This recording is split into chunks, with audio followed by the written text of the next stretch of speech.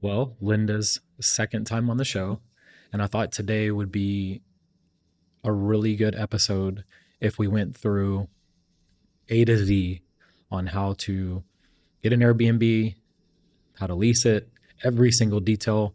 So if somebody has never done it before, they would be able to listen to this podcast and be able to go do it.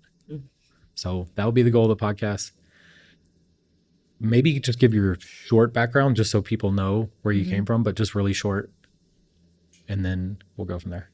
Yeah, so I pretty much was in tech for over a decade and I wanted to do something more with my life and I wanted to make more income. And I was doing the 9 to 5 for so long that at some point I just felt like I don't want to live the rest of my life this way. So I hired a mentor for Airbnb and learned Airbnb Arbitrage, which I thought was going to be a side hustle. It quickly took over my salary and then I just grew that into a business.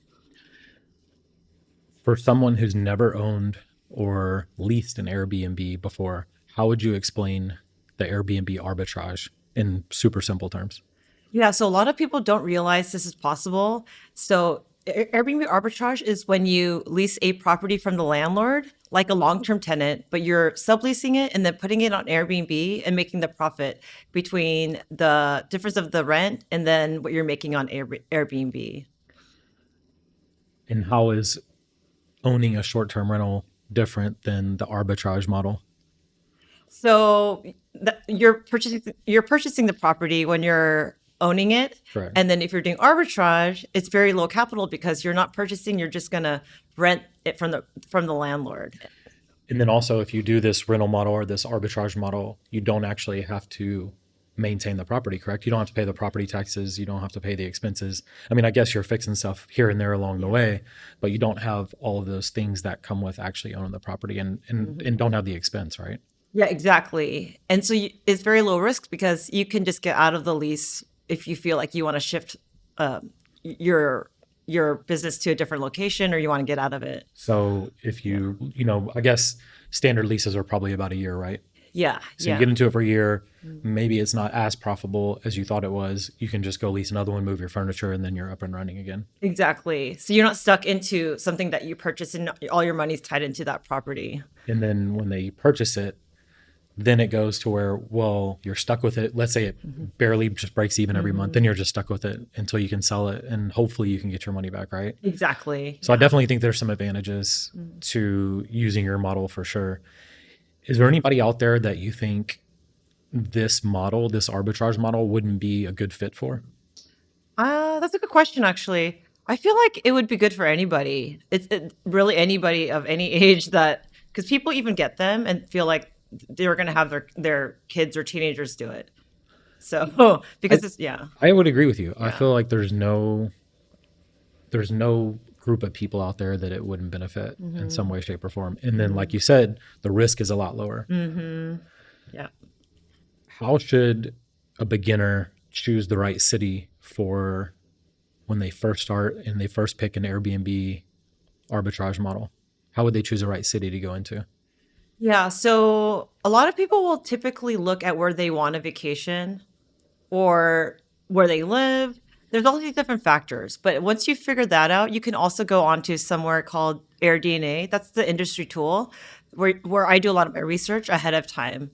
So a lot of people think, oh, how do you even know where to go? That's what I do. That would be my first thought. Yeah. So if you were showing me how to do it, or if I listen to this podcast and I'm just starting out, it's like, where do I start? Do they start somewhere close to them? But maybe somewhere close to them is not in a good area, or they don't know if it's a good Airbnb area or a short-term rental area. So they would go to AirDNA. Yes. Yeah.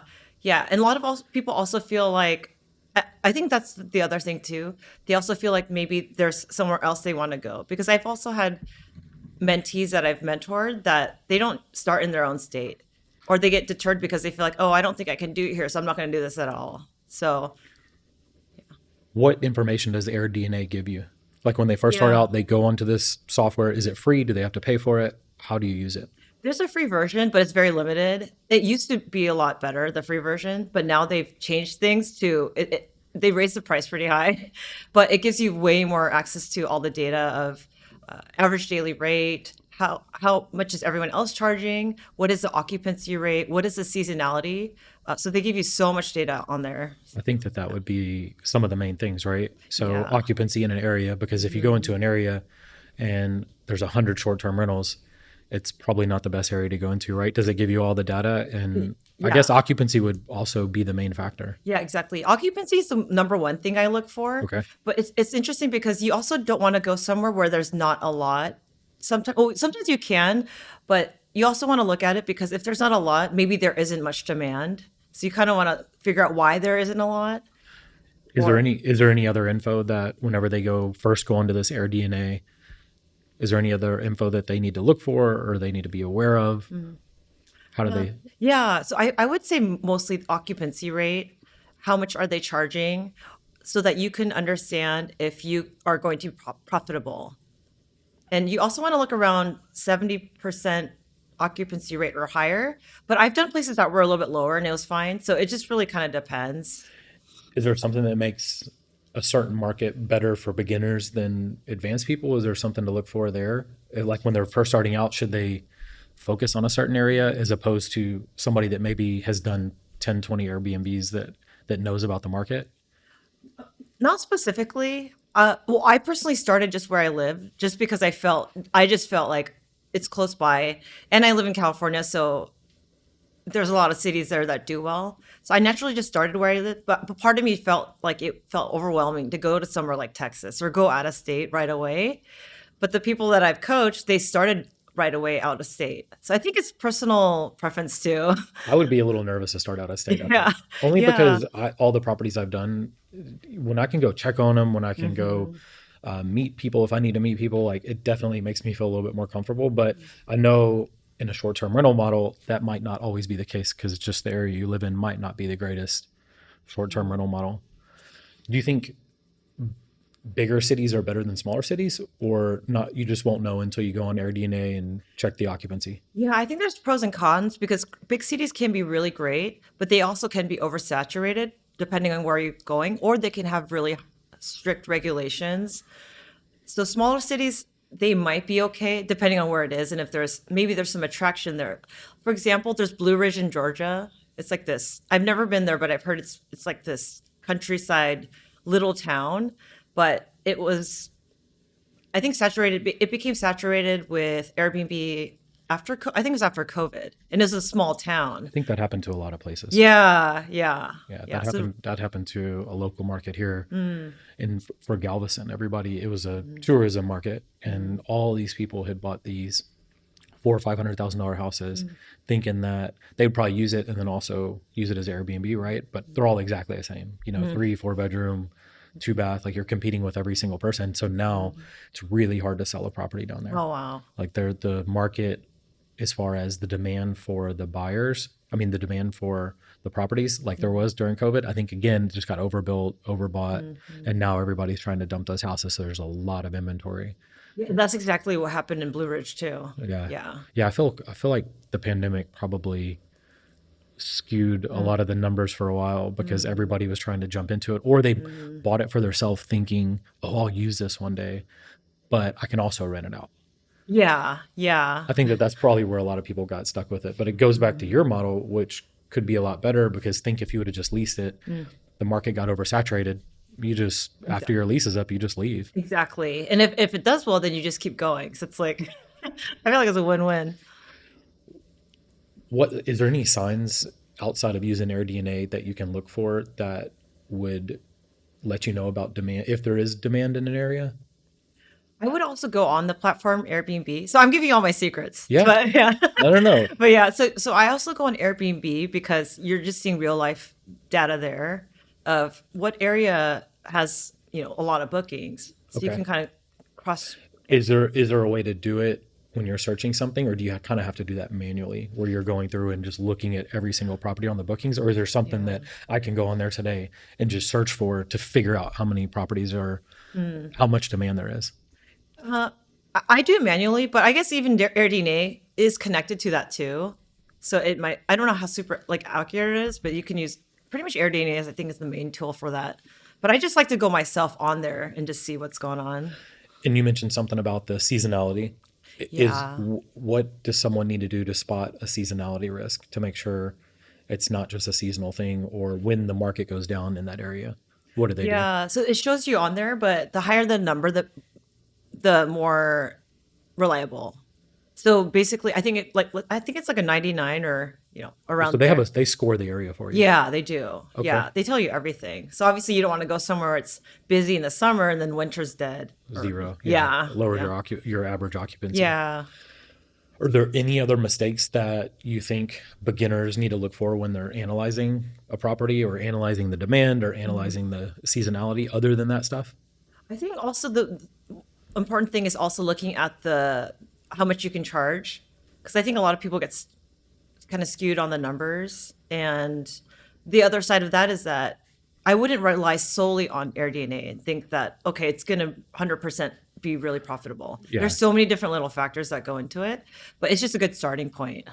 Okay. Yeah.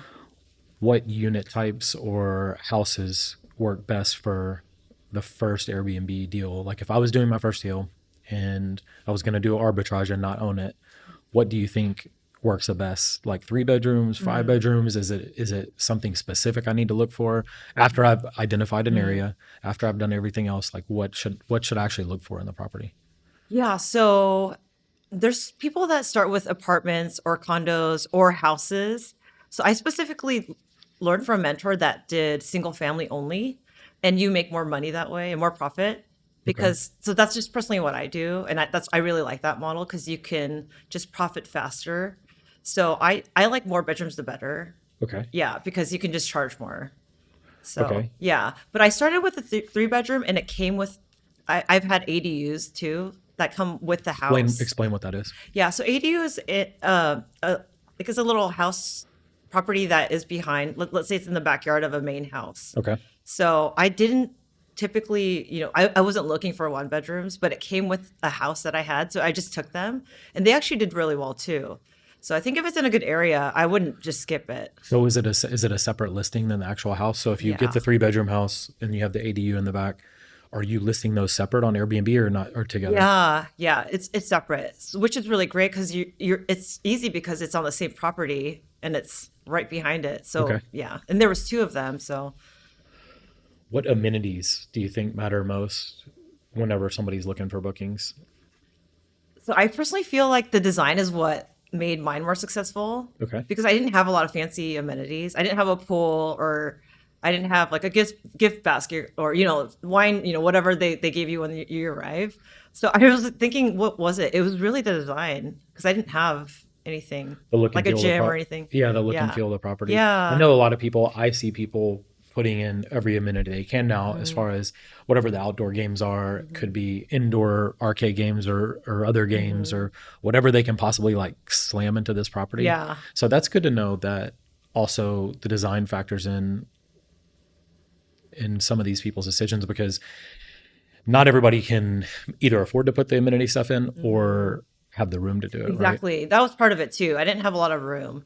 But I think that is a big perk too. Like if you put the arcade in there, or maybe you have a hot tub. Oh, so actually I have a hot tub pool now in my latest Airbnb, but the other ones don't. And that's how I started. So Did it yeah. increase the value that you could charge for the rent? Yeah, it really does. Okay. So that's the benefit of it. So you'll make your money back, especially with hot tubs. If maybe you don't have a pool, but if you put a hot tub in there, one of my mentees did that. You can charge more and make it back so fast. Okay. Yeah. What types of units should beginners avoid if they're starting out and they're looking for a property? Are there any specific types that you'd say, no way, just don't Yeah. do it? Oh, what types of units? Yeah. I stay away from things that are dated Okay. because you can't really change the structure, or like the structure or the design of something. 'Cause Especially if you don't own it, right? yeah, because Yeah. you're not renovating it, so then you just have to make it look nicer. Okay. And so that, and I personally don't do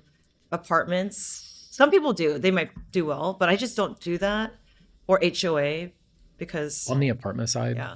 do do apartments let you do that legally? If you're so basically somebody has the lease in the apartment, you're going to sublease Mm. that and then also put it on a short-term rental. So what would somebody look for if they're looking at the, I guess, the laws, or if they are going to go into an apartment? I think some allow it, but it might be harder to find. And some people do under the radar. They'll just try to do that, Yeah. which I don't recommend. I don't But either. yeah, That because if it works for 2 months and all of a sudden you're doing good, and then all of a sudden it's like yeah, you're not supposed to be doing this, and they shut you down, exactly. Yeah, you're still responsible for the rest of the lease. yeah, yeah. But I would probably just go to the management company and ask. That's really the safest way.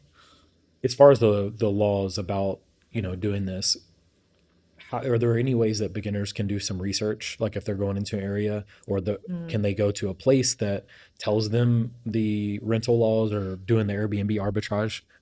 Is there something they can go and look for or search? Yeah, so every city I've checked on, you just go to Google. Every city should have a website Okay. that just tells you the regulations for short-term rental. Okay. Yeah, so it's pretty easy. So even as far as a city, you start there, but then also if there's an HOA, right? Do you go to the HOA documents? Is there, I guess usually the HOA stuff is listed online once you find the Yeah, community that you're looking into? exactly. Yeah, or if you call the agent that or the person on the contact, you can ask them too Okay. if there's HOA. Yeah, that's super important for Yeah. anybody that's listening, because the city may allow you to do it, but just be aware that a lot of communities, a lot of neighborhoods, all have an HOA, which are going to govern that little neighborhood. Yeah, So, yeah, exactly. And I kind of stay away from the HOA ones. okay. Yeah. Is that a red flag that maybe they should, maybe as far as a beginner, they should just avoid Yeah, those? yeah, because typically they probably won't allow it, and there might be a lot of regulations and rules that just are more risky. Are there any special permits or licensing or something else that somebody needs to look out for? Yeah, so some cities outright don't allow it at all, Okay. short-term rental, but some of them do, where you just have to get a permit and then you're good to go. So a lot of cities will allow that. You just have to go through the process. Okay. Yeah. What do Airbnb and other platforms actually allow when it comes to the arbitrage model when you don't own it? Well, the Airbnb. Yeah, the actual platform. So if you're going to list a property on there that you don't own, is there anything that Airbnb requires, or is it just like no problem, you can just list it? Oh, you can just list it. It doesn't really ask you who the owner is. Okay. Yeah, yeah. Is there, should you be worried about ever getting an account removed for anything? Is there something that you should avoid, like when you're listing your Airbnb, that could cause them to maybe take down your listing? You might maybe if it's false photos or something's misleading, Okay. or if you get a lot of bad reviews, you might be at risk of losing your listing. So you also want to be really on top of upkeeping the quality of your home. Sure. So Yeah. being extremely transparent Yes. and as truthful Yeah. as possible. I would agree with that too, because sometimes, I mean, I think I've even used them to where you look at the pictures, and or maybe they tell you how many people it sleeps. Oh And yeah. then you get there and you're like, wait a second. They just like put all these little cots in here so you could like have 6 extra beds. It was weird. That really happened to me one time. It Oh. was a long time ago. And we rented one I rented it for my brother and some of his friends, and we show up and it's in Austin, and it said it sleeps like 17. So I'm like, oh, this is great. But it didn't really show everything on the pictures. And then once you get there, it's like they had set up beds in certain rooms, like these little like makeshift cot things. So yeah, I would agree with that. Be as transparent as possible so your reviews will reflect the Yeah. actual property. Yeah, because it'll always come back to you in the reviews, and then How should beginners realistically estimate Airbnb revenue before they go and sign a lease with a landlord somewhere? yeah. So on Airdini, it tells you an average. So again, I wouldn't really rely just on that because sometimes it could be more or less. So, but they tell you like the average revenue of that area. Okay, so you Yeah. could probably just guesstimate based on your number of bedrooms, compare it to what the other properties are going for, to try to Yeah. figure out how much your margin could be. Yeah. But also because there's other factors like design or other things that other people are doing that maybe you're not doing the same. It's not apples to apples, obviously. Okay. It's just like a good baseline. But I also try to target to make at least double the rent. For example, if my rent is 5,000, I want to net at least 5,000. That's just my own baseline. That sure is a lot better than single family rentals. I was doing that a big portion of my life, and I got up to 66 houses, and Oh, wow. you definitely don't make that kind of margin on this. It's a really low margin. Yeah, and for owning, you mean? Yeah, and you're Yeah, building equity over time, but yeah. with capex and like how much expenses you have, the after investing a ton into the property, a ton of time and everything, the actual monthly margin that you make on top of just your mortgage, the expenses, things that come up throughout the year, it's very, very low. I mean, Oh, a wow. couple $100 a house. Oh, wow. Yeah. Okay. And Yeah. so, and you are building equity over time and you do Hmm. get some tax savings.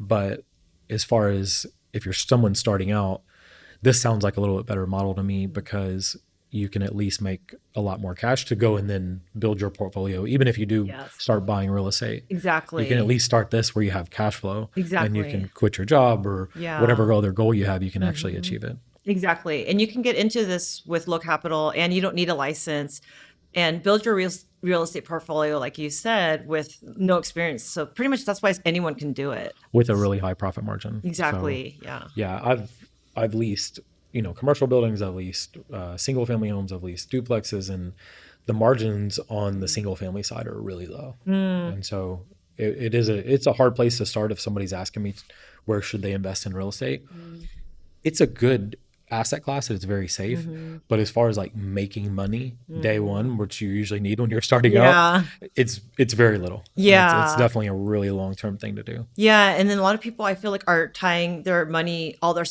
lot of their Yeah. savings into one That first deal property. for sure. Yeah. Yeah. How do you determine a fair nightly rate? I know you said you can go to AirDNA, and I know you said you can kind of compare your property. If you have more amenities or if your design's better, how do you Mhm. know exactly where to price it? If everything else Yeah. is leasing, for example, $3,000, Hmm. and maybe yours is a little bit nicer Hmm. design, but somebody's just starting out and they don't know where they Yeah. should lease it. Should they lease it a little bit lower than everybody else's, or should they try to get a little bit more money? I just started to do the same as others when Okay. I started out, and it did okay. It did really well from the get go. So I just looked at that area on Airbnb and saw, oh, what are they charging, and what does mine look like? And And so offer yeah, a better quality product and a better yes, quality stay for the same price. So you'll probably get the yeah, bookings that were going to that area. yeah. And I started charging more than people quickly, so that's why it kind of went back to the design.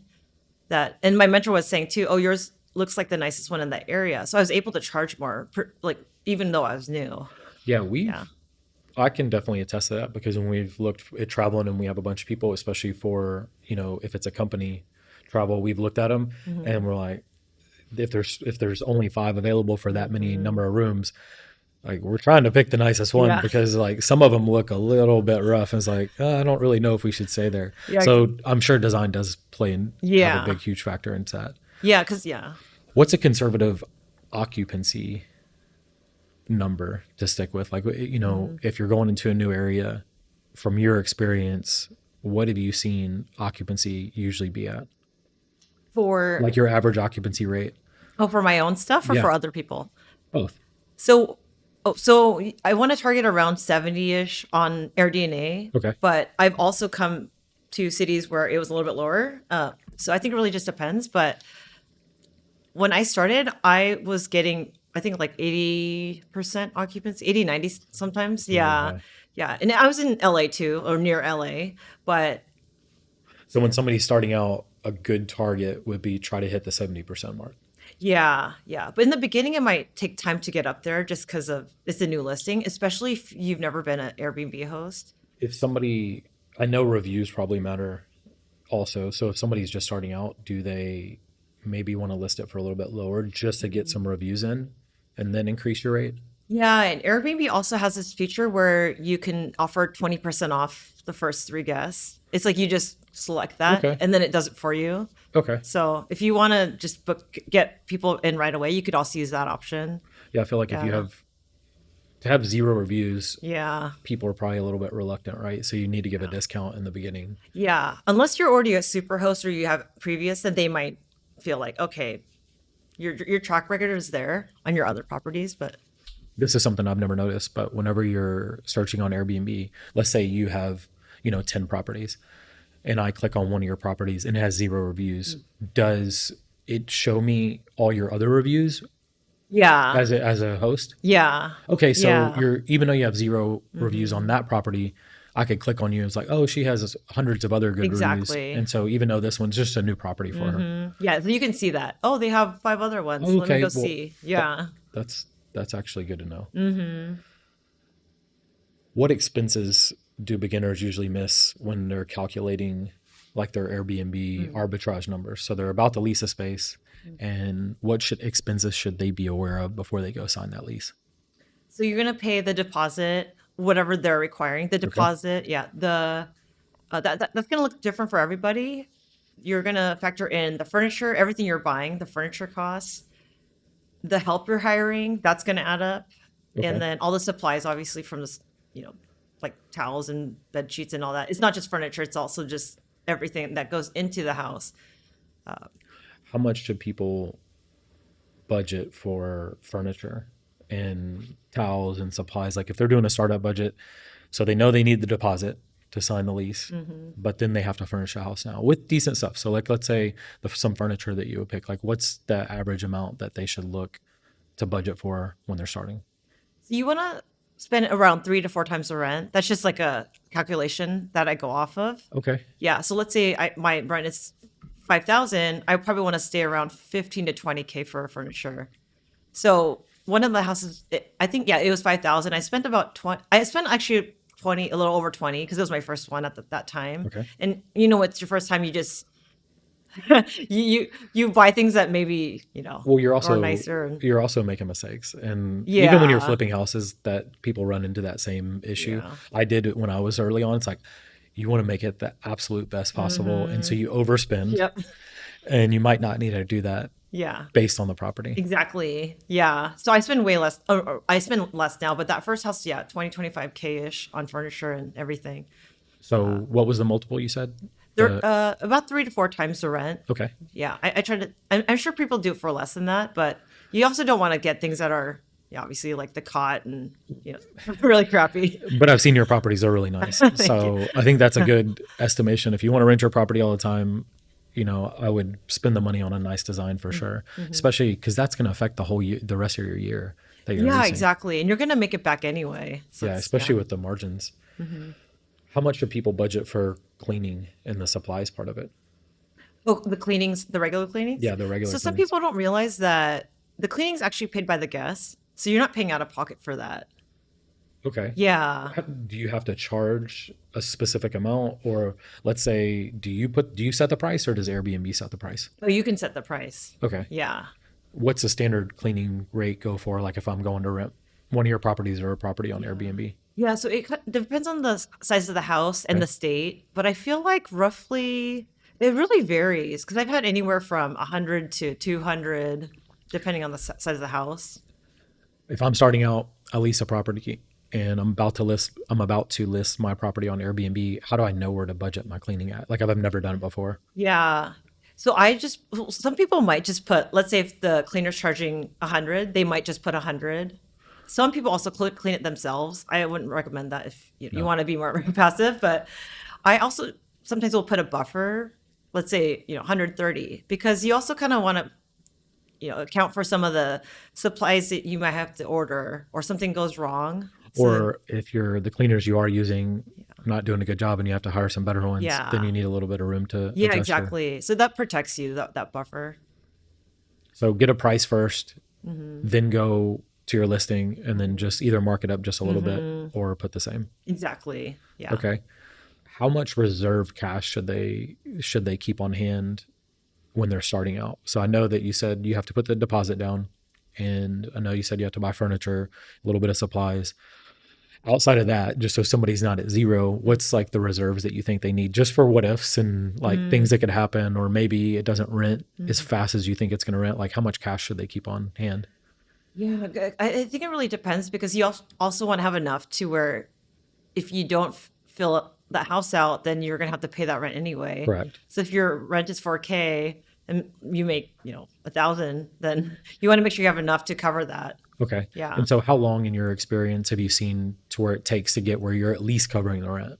Oh, Like how fast can yeah, you get there? Does it take a month? Does it take two yeah. months? Usually in the first 2 months, 1 month, 2 months. You'll start Yeah, covering your rent, and then yeah. beyond that is when you'll start seeing profit. Oh yeah, yeah. Okay. And typically you profit. I think just people in general profit around 4 to 8 months ish, where they're making back like what they spent Okay. on furniture and everything. Okay. Yeah.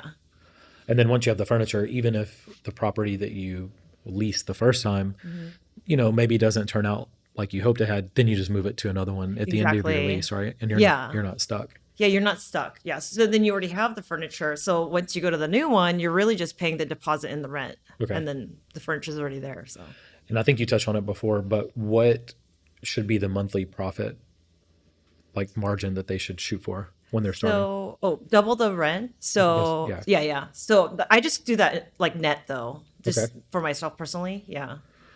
So any property they're looking for, if they can rent it for 3,000, they want to Mhm. set their profit margin. It's hopefully, or it most likely will make 3,000 a month. Exactly. Yeah.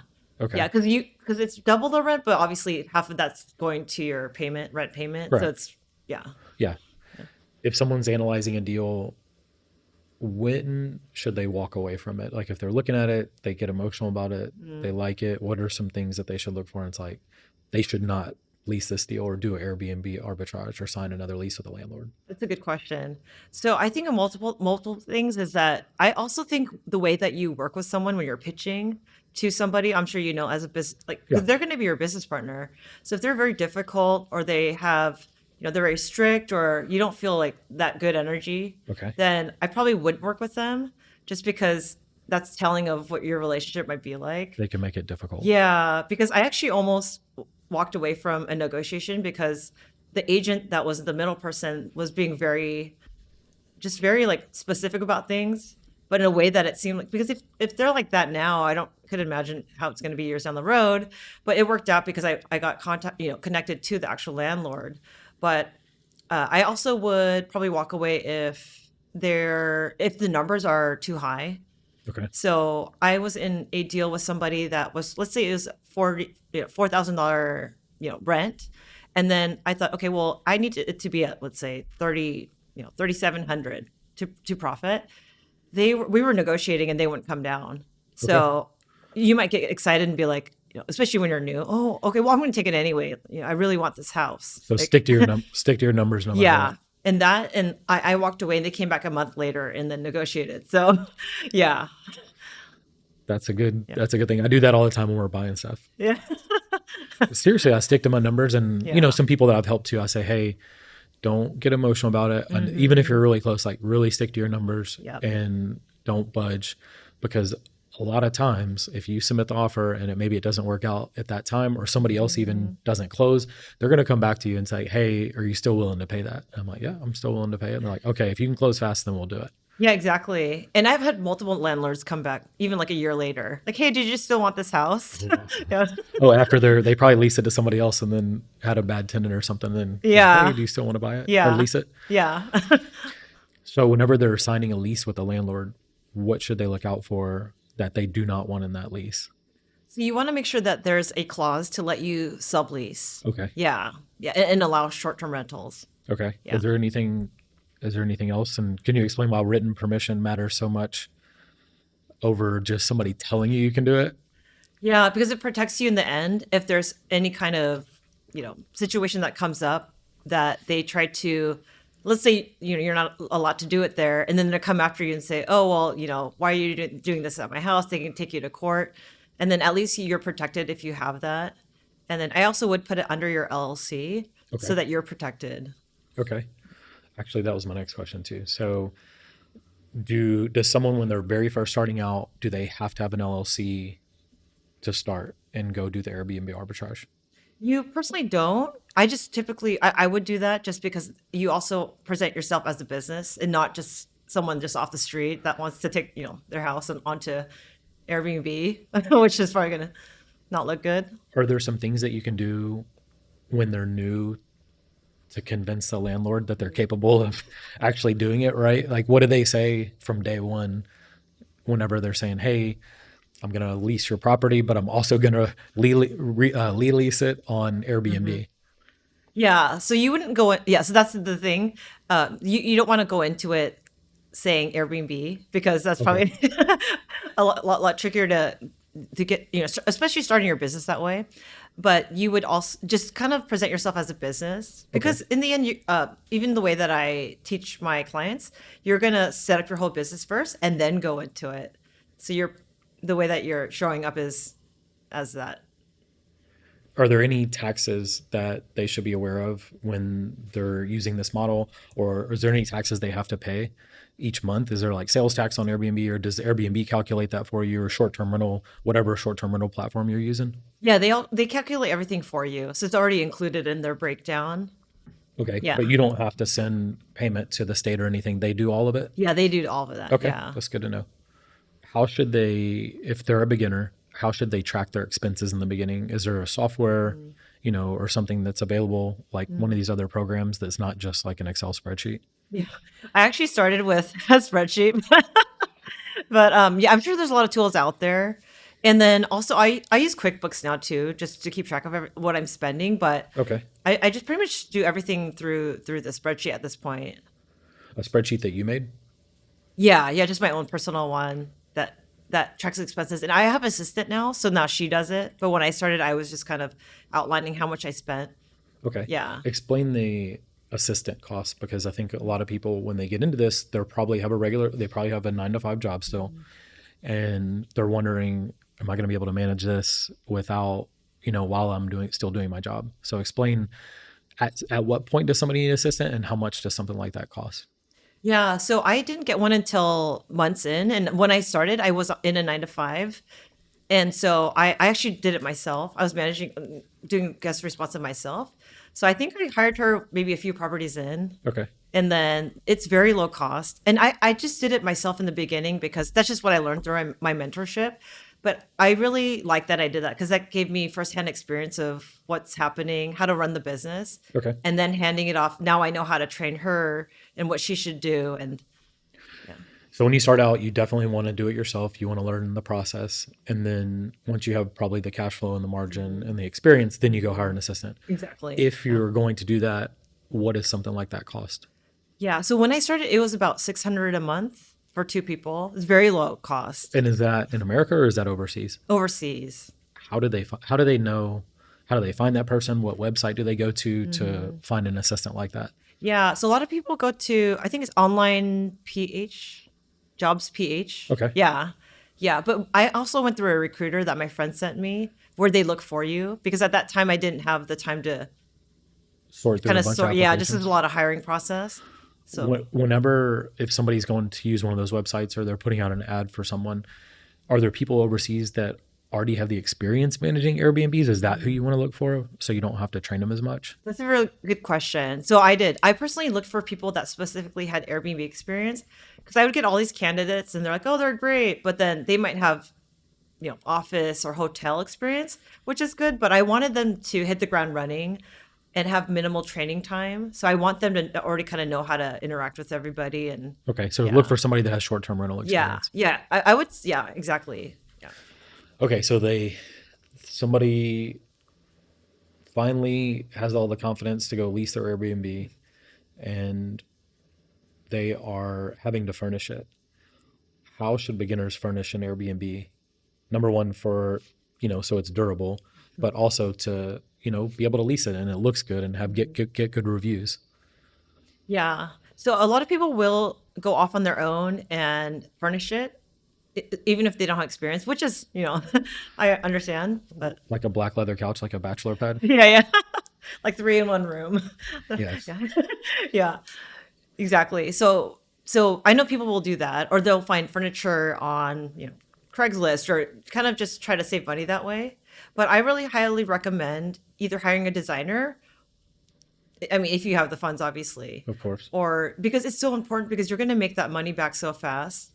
I feel like this is a big place where a lot of people would try to save money that you probably shouldn't, because number one, you want to have a high occupancy, right? That's going to affect all of your Exactly. margins. And if you cheap out on the furniture, or if you furnish one room really good and the other ones you're just throwing a bed in there and it looks like a college dorm, it's probably going to affect your margins for the whole year and screw up your whole listing, right? Like, Exactly. Yeah, exactly. You're setting yourself up from the beginning with design. where should people, is there a certain place or a certain area they should spend more money as opposed, or save money at? Like, is there the living room, the kitchen, or do they just need to furnish every room? Like, where do they spend? Where do they save? I would definitely spend on the bed, the couch, the things that the people sit on and Okay. enjoy. But also, I think maybe you don't have to spend so much on kitchen supplies, but Where would they go to find good furniture? Because I know there's a lot of places online. Do you buy from 20 different places? Do you mainly buy from one or two different places? Where would you go to look for furniture? Or somebody that's new, where would they go to look? yeah. So I think I would not probably rely too much on places like IKEA. They might have some stuff that is good, but you really want to pay attention to the quality of the furniture. And the thing that I've learned over time is how to purchase furniture that looks nice and it's durable, but it's not super expensive because obviously wear and tear is going to be very, very high. So Of I would course. say places like I really like Wayfair Okay. and If they're looking at couches or looking at beds, do you just read the reviews to how to know what to get? Because some of the stuff might look good, but when you get it in, it True. might be super poor quality. Is that how you identify what's good and what's not? Yeah, because I've had people say that too. Oh, I shopped there, but the stuff I got wasn't that great. But I really look at reviews and I actually take time to go through a lot of it. And then, And find out if it's comfortable or not. yeah, yeah. And sometimes it is hit and miss, but Is there certain items you think affect guest satisfaction more than others? certain, Do you think there's certain items that affect oh, the guest satisfaction more than others? I would say the mattress. Okay. Yeah. So I do get a certain mattress that I think that, yeah, I use them for all my Airbnbs, Okay. but I think it is one of the top ones for a lot of people use. What's it called? Zenus, I think. Okay. Zinus. And then do Zenus. you put a mattress pad on top of that? I haven't. I probably should though, because Okay. yeah.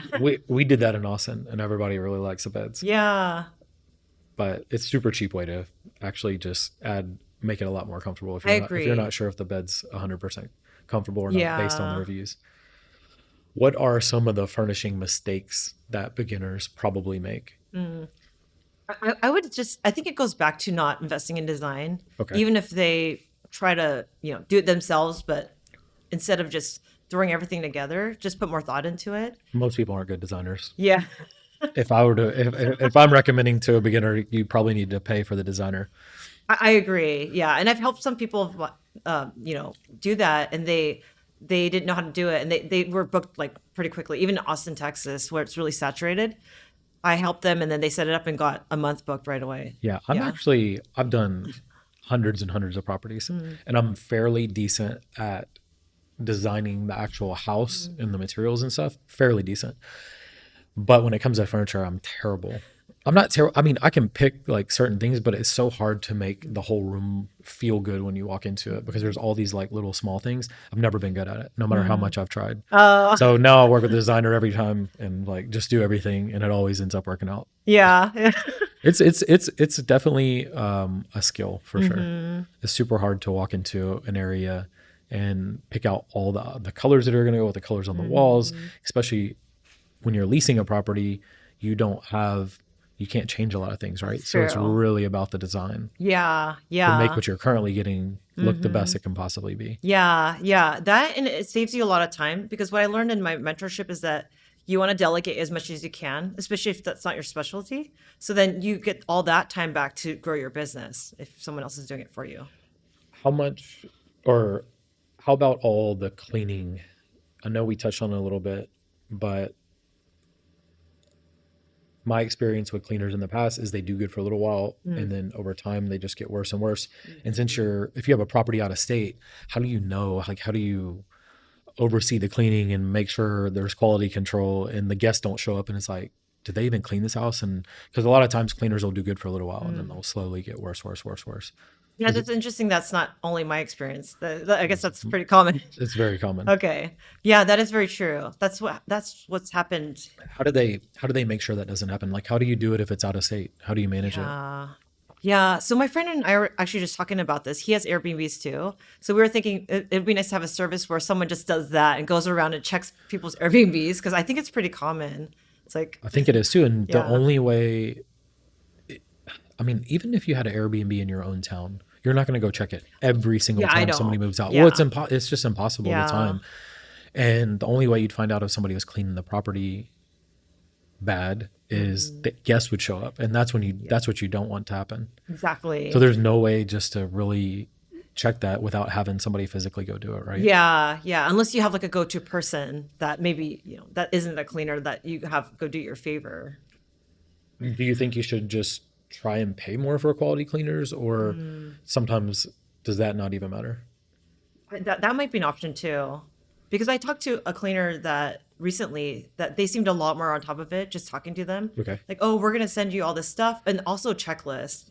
If you have that checklist, Ah, make sure okay. they could go through everything. That Yeah, might that's what I was help. wondering. Like, what are the Yeah. things that someone can do to like try to Yeah. prevent that from happening? Yeah, yeah. And also they also take photos after every cleaning. That might not be, 100% you're not there, but Better than some accountability is better than yeah, zero. exactly. What happens in the event that your cleaner cancels? Mm.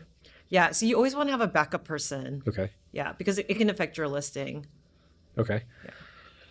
What about guest communication? How important is communication in the Airbnb process? It's everything because they actually will rank you higher in SEO if you have a 100% response rate. Okay. And then, so when I got the virtual assistant, that really helped because they're responding pretty quickly versus me. If it's just me doing, my other job or, I was about to say, so yeah, especially if somebody's working all day, they're doing this on the side, yeah, they need to respond to all the messages fast. yeah, exactly. Especially if it's like midnight, you're sleeping, you're not really responding. So, Is there any messages that can be automated? yes, yeah, that's the other thing. There's a lot of automation too, especially, yeah. Is that specifically in the Airbnb platform, or is that on another platform that you have to use? You can do either one. They both have it Okay. so that you can set up all your messages. I'm sure when I started, there wasn't much AI. So I'm sure now there's even more like Oh, AI I'm sure. tools. Yeah. How do you handle the difficult guess when somebody's maybe unhappy with their stay, or maybe some other issue with the property, something broke, or they're just unhappy in a certain way? Like, how do you handle it? Do you give a discount? How do you try to make them happy, or how do you try to fix it? Yeah. So it really depends on the situation. If it's something small, like, oh, I found a hair on my blanket or something. In the beginning, I probably went over the top in the beginning because I was talking to them directly, but I would send like a DoorDash or Uber Eats. I would send them stuff like pastries or coffee. Oh, really Okay, sorry. that's a good Yeah. idea. Kind of like to help, you know, show Instead of that. giving them a discount, you're just Yeah. delivering coffee in the morning, and then Yeah. they're like, "Oh man, that was pretty sweet." Yeah. Yeah. But if it's something bigger, like, oh, I came in, the house is dirty, then sometimes they might even ask for, oh, I want my whole, stay waived or whatever they And so ask. what do you do in that situation? Because you don't want to waive Yeah. the whole thing, but you I also don't know. want to get bad reviews. Like, what have you Yeah. do? What do you do? It's really tricky sometimes. So it should maybe offer the Cleaning fee? yeah, yeah, send someone over. If not, then we'll maybe give the full refund if it gets to that point. Okay. Because it's better than a bad review because that really hurts you over time. But do you think there are people, because you always think of like, are they just trying to game the system because they don't There's want a to lot of that, they yeah. don't want to pay? Exactly. That's the tricky part too. And I feel like lately Airbnb is a little bit more on the guest side Yeah. versus like 3 years ago. So Have you had that happen to you before? the cleaning No, or as far as just somebody saying, "Hey, I want money back," oh and yeah. you don't give it back. Do you get a bad review? I don't oh, so I think in that case you can dispute it because they're not allowed to do that. So you can show Airbnb, hey, they complained about this and then we didn't give it back, so then they gave us a better review. So you can Okay. kind of you have to just have to track everything. Okay. Yeah. On the maintenance side, I know when you do the arbitrage, you don't actually own the property. What kind of maintenance problems should they expect, or what are they responsible for if you're the actual person subleasing it? Yeah. So I take care of everything that's not this is more tenant related, Okay. like wear and tear. Let's say someone put something in the garbage disposal, and then you have to hire someone to come out. Then we would pay for it. But if there's like a roof leak from a storm, then that's the Or the landlord. AC goes out or something Yeah, like that. yeah, like more structural and Okay. Are there certain issues, maintenance issues, that can you have to give immediate attention to, or some that can just wait and you can do it after the guest leaves? mm, yeah. I think if some guests are pretty laid back, they don't care as much. Oh no, it's fine. You don't need to come do this. But some people are a lot more like they'll complain and get upset. So it's kind of case by case basis. Yeah, yeah. But if it's something like, let's say there's no hot water, then obviously we want to come right away and fix that. Okay. Yeah. I know the listing process is pretty important. What separates a high performing listing from just like an average one? What do you think some of the main things? Yeah, I think the description, you definitely want to fill everything out. Because I don't know if you've seen listings where it's like there's not much on there. There's Okay. a lot of that. And then photos.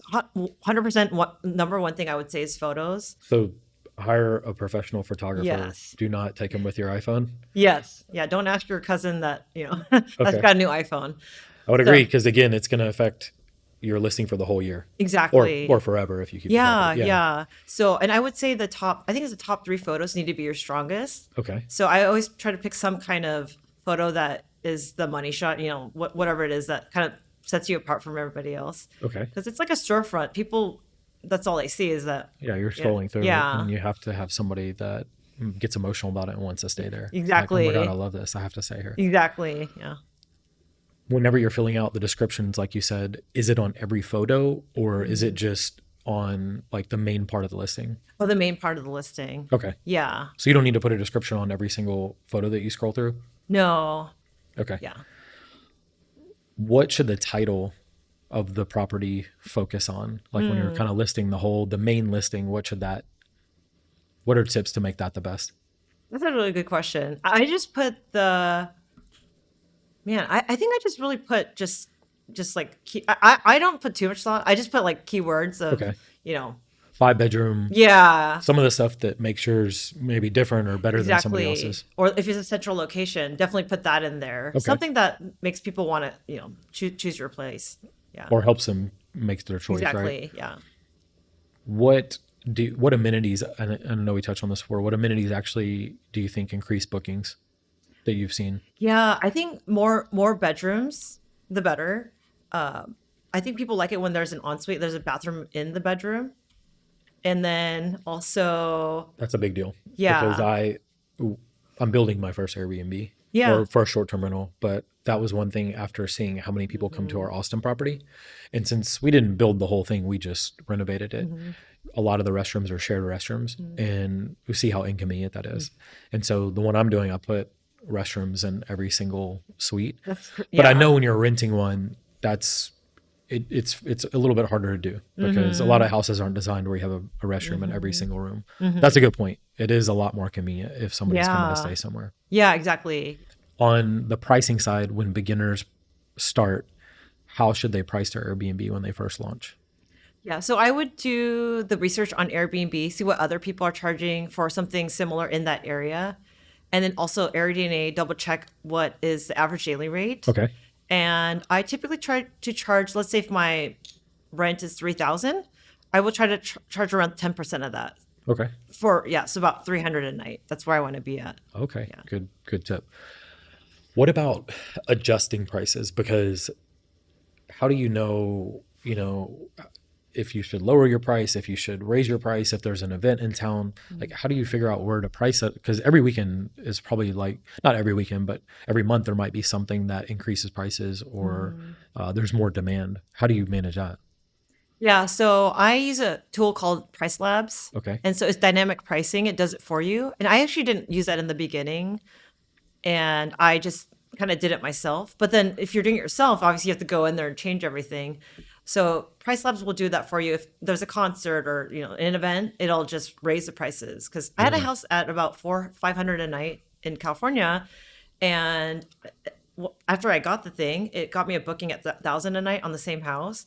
And personally, I would have never thought I No, could well, charge you that. just don't know. There's no way you Yeah, could, there's no way you could keep up with all the yeah, information. exactly. So then I was like, oh my God, yeah. So it's totally worth the money. So Price Labs, what is the cost of that software per month? I think it's about 70 a Okay. month. Yeah. So you should be able to make that up Oh, 100. just based on, one night Yeah, of increased margin. exactly. And you Okay. can put a minimum too, so it's not going to charge $50 for, Of course. $500 house. Yeah. Yeah. So, hey, $500 is my base. And then do you put a maximum or do you just let it charge whatever? I don't put a maximum, but Okay. you could if you. And I'm sure they're not going to raise it some astronomical rate That's unless true. there's like everywhere is filling up as fast as possible. Yeah. Yeah. Okay. Does everybody use that? Like, do you see the competition all use that or? No, Okay. a lot of people I meet don't know what that is. So Okay. yeah. Good tip. Yeah. Okay. So after they've priced their house, after it's listed, what should beginners focus on during the first month of launching? I would say the guest satisfaction, checking to make sure that all that is in place, especially if you don't have a VA. Okay. Making sure that obviously the cleaners are doing a good job. On the communication side, when the guests book your property, is there something that you should send them outside of just the confirmation email? So do you send them a message and say, "Hey, really excited for you to say," like, what type of communication should you have other than just like the standard confirmation email? Yeah, so I do have that automated. That Okay. once they book, you get that like, oh, welcome. Here are the details, and And does it give just details about, hey, this is how you get in, this is how you open it, this is how you turn on the TV, this is how you turn on the radio? Like, how detailed do you get when somebody books a property? yeah, it is all, yeah, all that stuff of how to access, and then all that, and then sometimes they'll ask for early check in, and then kind of we just respond right away for the little things like that. What early mistakes could hurt the process or hurt the process long term for your listing? Communication rate, if it's really very slow, Okay. that if it's not cleaned well or designed well, that really hurts you. Yeah, so I think response rate, cleanliness, lack of design. Okay. Yeah. On the risk side, I know a lot of people are worried about parties. They're worried about like something crazy happening because I'm sure they've seen something on TV or seen a viral video that somebody destroyed a property. Is there any way to prevent that? Yeah. So typically I don't do a lot of one night stays. And Okay. then we do check IDs too. Okay. So little things are in place that just all come together. We also have like quiet hours at certain times. Okay. So I probably had like one or two parties in the last few years. So it's pretty minimal. Yeah, that's not terrible. I know people are worried that somebody will come in and like Hmm. tear up their property. Have you had any experience with like, has everybody treated your properties pretty good? Yeah. Yeah. So no bad experiences at all. Yeah. Not like that. Yeah. And even if, well, I don't know how they are because I never had someone trash the place, but there's also the guests will be charged for everything that they damage. Who pays for the insurance? Airbnb does. Okay. So Yeah. is that part of the actual total listing price or does it come out of your pocket? Like how does that work whenever you do Yeah. a listing? Because you do pay them a service fee. So I think it's all included. It Okay. just kind of comes with it. Is there a dollar amount of insurance they give you or Yeah. is like 100,000? Is it 500,000? What's the insurance amount that they give you? It's 1 million. So Okay. yeah. Yeah. Okay. So pretty significant. Yeah. Yeah. Once somebody has their first unit under their belt, they're feeling a little bit more confident and they're making a little bit of cash. When are they ready to scale to multiple units? So I did three, or I got four right away. Two are still being built, like the ADUs are still being built, and then the other one. So I set up two at once. On your very first one? Yeah, Really? yeah. So one week I did one, this week after I did another one. Okay. So it's because I just took them all because I was excited. I don't think most people won't do that. Probably. But If somebody wants to go from yeah. 1 to 3 units, is there anything that you recommend that they should use or some type of system that should be in place first? Do they have to have an assistant or do you think they can manage more on their own? I think you should have a system, Okay. definitely. But I think, yeah, for the average person that let's say they start with one, it how fast you scale it is really up to you. It depends on your capital, your comfort level. So the nice thing is you can, if you let's say you have enough money to get to, I would just yeah, you can Get two easily right out of the gate? yeah, because it's the same system for both anyway. Okay. So it's like, yeah. And then how many do you think you can manage yourself before, Mm. like, because a lot of people are going to have day jobs when they start this. How many do you think they can manage themselves before they actually need an assistant? How many units? I think about four. Okay. Yeah. They'd be max out Oh, to and get pulling a their, VA. well, yeah. So Yeah. they'd be maxed out, pulling their hair out if they had to manage over 4 units. Yeah, they might be okay, but I met someone that had seven and they still do it. But then they feel like they're stressed out. So it's like, Yeah, what is that yeah. sounds terrible to me. Yeah, yeah, exactly. I wouldn't want to do The whole that. point of doing this is like to try to create a little bit more income, but not Yeah. stress yourself out and Yeah. create another job for yourself, right? Especially if you already Exactly. have a job. Yeah, and it allows you time freedom. So it's like that's the whole point too. So Yeah. you want to go hire somebody. Yeah. Okay. Is there anything else that they possibly need to be aware of when going from like 1 unit to multiple units or, 5 or 10 units? I think just making sure that you're creating the system in the beginning. So I think starting with one is a good thing where because you're kind of testing everything out and learning everything. So then you refine it and then go scale. Okay. So there's a benefit to that too. So I think, yeah, just documenting everything. Some things I didn't document in the beginning, and then I did it later. So I think just doing that all in the beginning is good. Okay. Yeah. So, some final advice: if someone listening wants to start Airbnb in the next 90 days or use Airbnb arbitrage in the next 90 days, what would you tell them to focus on first, the very first thing? If they want to start doing it, Hmm. I would say just I would start with watching videos to get Okay. familiar with the process. This Okay. is for someone that's thinking about getting into it. Correct. Yeah. Because a lot of people are going to listen to this and like, oh, I want some more information. Like, what should they Oh, do first?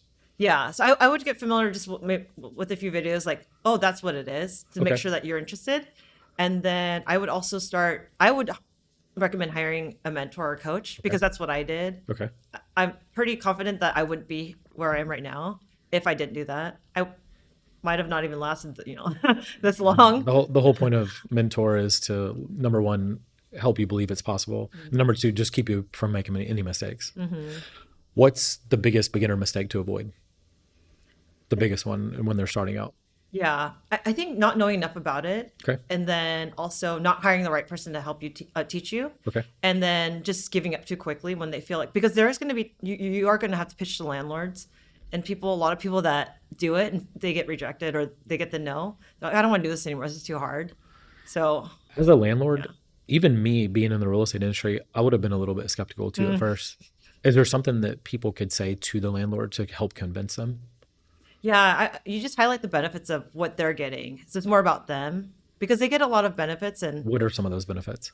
that it's going to be professionally managed and cleaned regularly versus a long-term tenant. They can have access to it and that, yeah, it's pretty much taken care of like around the clock versus a long-term tenant. You don't know what's going on. Yeah. So when they get it back, it should be in the exact same condition that you Exactly. leased it. That's a good point. Yeah, because even when I gave one back, I didn't get any charges because everything was brand new looking. Yeah. Yeah. That's a good point. If you could go back to when you started, what is there anything that you would do differently if you're starting today? Hmm. I think, yeah, I think it's really just building systems from. I had systems, but I wasn't super detailed about things, and but I feel like the reason I don't have a lot of mistakes is because of the mentor I hired. Okay. Yeah, Fair enough. yeah, Is there one expense that beginners always underestimate? I think maybe furniture, Okay. furniture and help. Thinking that they Yeah, can do it for cheaper. yeah, yeah. What's one system that you would automate first then? Well, I automated everything from the beginning, the cleaning, and then I was doing the communications. So all that's like your pillars is the cleaning, the communication, and then maintenance. That's Okay. really the main stuff. Okay. So I would say the getting a VA, right away, but I actually like that I didn't because I was learning from it. So What's what is some of the metrics that you check every single day on your Airbnbs that you currently have? yeah, I think it's pretty much just the messages from the guests because I'm not involved. Yeah, And that's what I'm saying. So yeah. what do you look at as far as just to make sure Mhm. everything's going well, make sure your profit margins are okay? What analytics do you look at? Yeah, so I don't look at the profit margins every day. I probably should. But I also have a communication tool with my assistant that Okay. I'll just we have a channel, we have different channels. So everything's really organized and I'll just kind of review things for the day to make sure that everything's okay. Okay. Yeah. So on the cost side, if someone was starting today and starting out, what are some, again, it could be really rough numbers of what they should budget for, in a typical maybe 4-bedroom house, as far as the deposit, the furniture, and any other costs that they should have, cash reserves, just to Mhm. get them going. Like, what's a ballpark number that they could start with, do you think? Yeah. So the calculation comes from first month rent and then deposit. So Okay. let's say the house is $4,000. Okay. So that's $8,000. Okay. And then 3 to 4 times the rent for furniture. So let's say you spend 16,000.